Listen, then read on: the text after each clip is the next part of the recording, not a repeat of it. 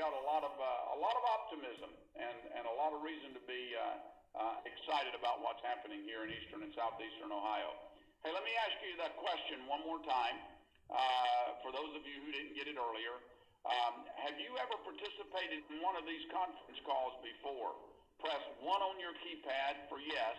Press 2 for no.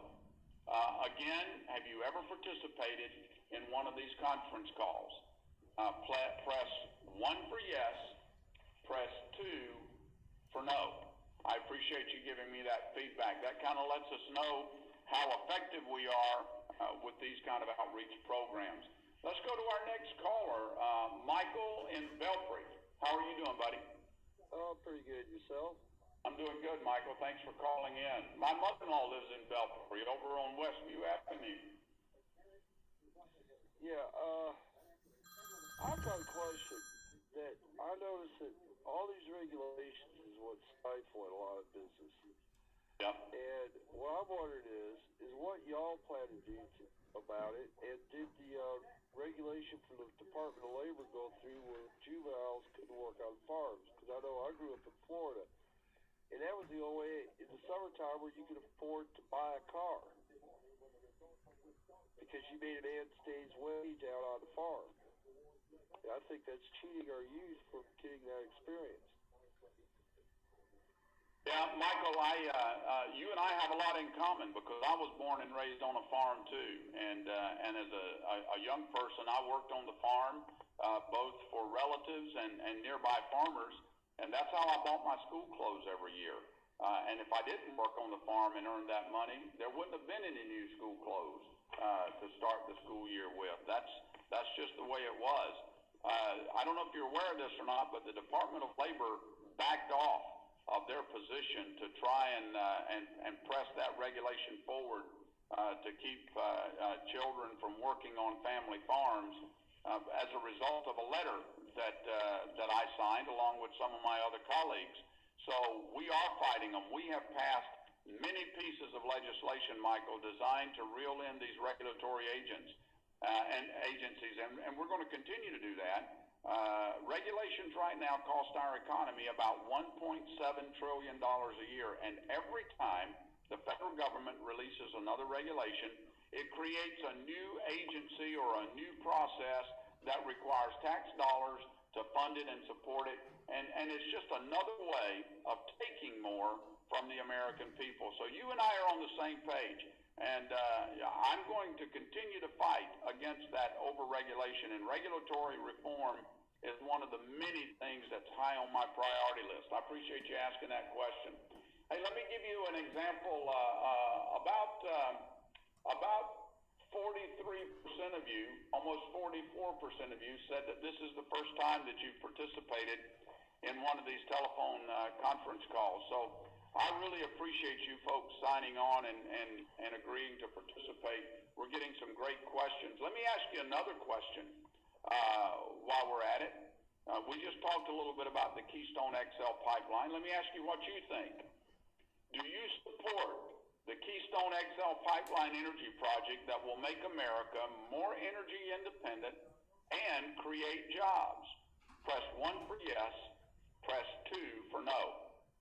Once again, do you support the Keystone XL pipeline energy project that will make America more energy independent and create jobs? Press 1 for yes, press 2 for no. If you'd like to ask a question, press 0 on your keypad. You'll get into the question queue. I'm Congressman Bill Johnson, and I'm really glad that you guys have joined us tonight. Let's go down to Gallia County now and talk to Roger. Roger, how you doing? Good, Bill. How are you doing? I'm doing good, buddy. Bill, my question is, you know we've just lost another bunch of jobs in Gallia County from Bob Evans' sausage shop. They're transferring them out of here. We're closing down the trucking outfit. They're taking all of it out. Aren't there anything that we can do? It's supposedly going to Texas where labor and things are a lot cheaper. Aren't there anything we can do to try to help keep these jobs in Gallia County, or is it just a mandated thing thing is they're taking them out of here. I mean, we're losing everything we got in Gallia County, and it don't seem like nothing's coming back in. Well, Roger, I can tell you, I can't tell you when it's going to start, but Roger, I've got a lot of optimism about what's going to happen there in Gallia County, just like what's going to happen all over eastern and southeastern Ohio. I don't know if you saw the article in the New York Times this week about the impact that the oil and natural gas industry is having to rural Appalachia, Ohio, all along the Ohio River. It is having a profound effect, and I can tell you that Gallia County is not going to be left out of this process and out of this opportunity that's coming, Roger. I believe you're going to see companies begin to come into Gallia County just like they are all the other counties, and take advantage of this of the Marcellus and the Utica.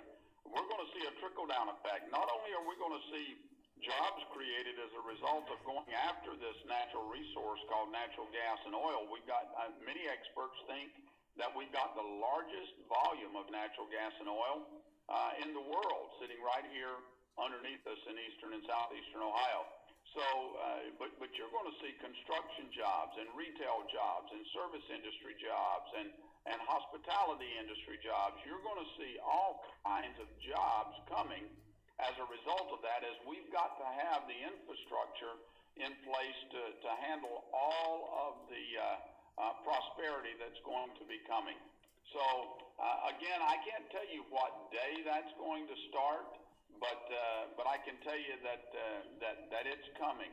So there are reasons to be optimistic. I know we're having some tough times right now. There are still many places in the 6th District of Ohio that are still well above the national average in terms of unemployment. And when you consider that 88.5 million Americans have simply stopped looking for work because they can't find jobs, that's a pretty desperate situation. But we're going to keep fighting to keep the federal government out of the way so that they don't mess up this opportunity with the Marcellus and the Utica, and we're going to begin to see things move forward. So thank you for your question. Hey, let me ask you a question again, once more. Do you support the Keystone XL pipeline energy project that will make America more energy independent and create jobs? Press 1 for yes, press 2 for no. This is Congressman Bill Johnson. If you'd like to ask a question, give me press 0 on your keypad, and we'll get you into the question queue.